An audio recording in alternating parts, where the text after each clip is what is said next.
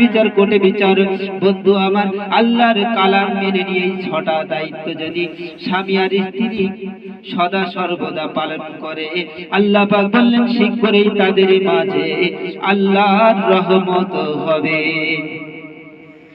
ইন্নাল্লাহ নিশ্চয় আল্লাহ তাআলা আজিজুন হাকীম, নিশ্চয় আল্লাহ তাআলা মহাপরাক্রমশালী আর মহাজ্ঞানী। বন্ধুগণ, সূরা তাওবার ৭১ নম্বর আয়াত আল্লাহ পাক স্বামী আর স্ত্রীর এই দাম্পত্য জীবনে ছটা দায়িত্ব দিয়েছেন। ছটা দায়িত্ব দিয়েছে। আমরা যদি এই ছটা দায়িত্ব মেনে চলতে পারি, ছটা দায়িত্ব মেনে যদি আমাদের জীবন অতিবাহিত করতে পারি, তাহলে অবশ্যই আমার আপনার সংসারে আল্লাহর রহমতের বৃষ্টি বর্ষণ হবে। অবশ্যই আল্লাহ পাকের রহমত বর্ষণ হবে। পৃথিবীর কোন প্রান্তে ছুটে বেড়াতে হবে না। অর্থবিত্ত শান্তি আনে না, শান্তি আনে না। জমি জায়গা শান্তি আনে না, শান শৌকত শান্তি আনে না। শরীরের ক্ষমতা, মনের বল, দলের বল, জনবল ইত্যাদি কোন বলই শান্তি আনে না।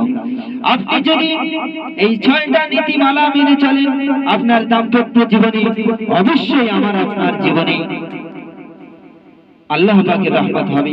দুনিয়ায় সংসার শান্তি চলবে, আখিরাত আমাদের জন্য কল্যাণপূর্ণ হবে। আল্লাহ পাক বলেছেন, আল্লাহ পাক ওয়াদা করেছেন। পরে আল্লাহ পাক বললেন ওয়া'দাল্লাহুল মুমিনিনা ওয়াল মুমিনাতি, আল্লাহ তাআলা ওয়াদা করেছেন বিশ্বাসী পুরুষের আর বিশ্বাসী নারীর জন্য ওয়াদা করেছেন। কি ওয়াদা? জান্নাতিন তাজরি মিন তাহতিহাল আনহার, এমন একটা জান্নাতের ওয়াদা করেছেন যে জান্নাতের তলে দিয়ে মধু আর দুধের নহর প্রবাহিত।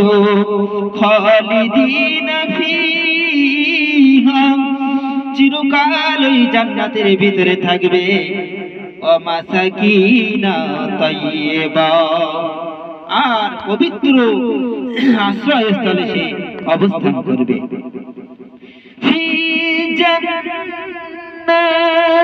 আদনিন, জান্নাতে আদন নামক জান্নাতে তারা অবস্থান করবে।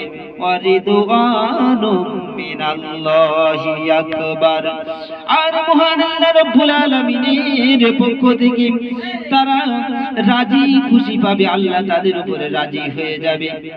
যালিকা হুয়াল ফাউজুল আযীম, আল্লাহ বললেন যালিকা, এটাই তো ফাউজুল আযীম, এটাই মহা বিজয়।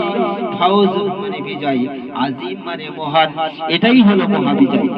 আমি আপনি দুনিয়ায় যদি দাম্পত্য জীবনে স্বামী স্ত্রী উভয় মিলে এই ছটা দায়িত্ব পূর্ণ করতে পারি, আল্লাহ বলেছেন ওয়াদাল্লাহ, আমি আল্লাহ ওয়াদা করলাম এই ঈমানদার নারী আর পুরুষকে এমন একটা জান্নাতে দিব যে জান্নাতের তলদেশ দিয়ে মধু আর দুধের নদী প্রবাহিত রয়েছে। সেই জান্নাতে তারা থাকবে, চিরকালের জন্য থাকবে।